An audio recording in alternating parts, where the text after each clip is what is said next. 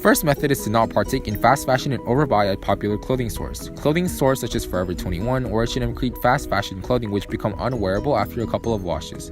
Impacts. A lot of cotton is needed in order to fuel the fast fashion market, which requires irrigation of soil, which in turn deteriorates the soil and uses up our water sources. Plus, farming requires farming tools which run on fossil fuels as well.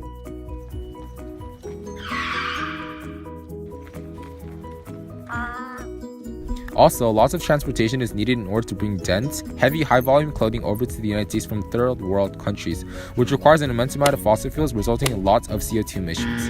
After becoming unwearable, many of these items sold at fast fashion stores, being unrecyclable, are incinerated or put in landfills as waste removal, which in turn creates even more CO2. Lastly, according to Nature.com, 5% of all CO2 emissions in the world come from fast fashion industries alone. So clearly, reducing spending on fast fashion market will do its part in helping us conserve and save the environment.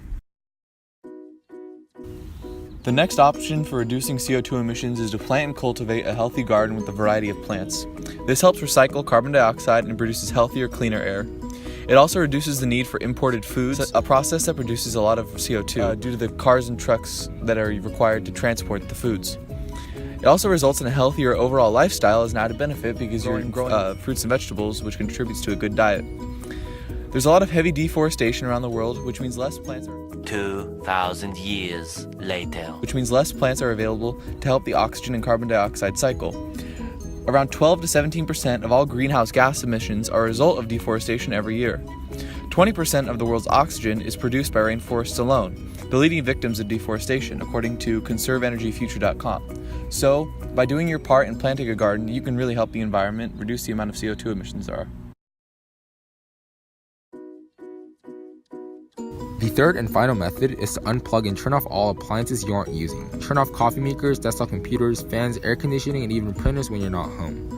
Electricity is still being used even if you're not actively using the appliances. This is harmful as electricity is generated for the most part by burning fossil fuels, which increases carbon emissions significantly.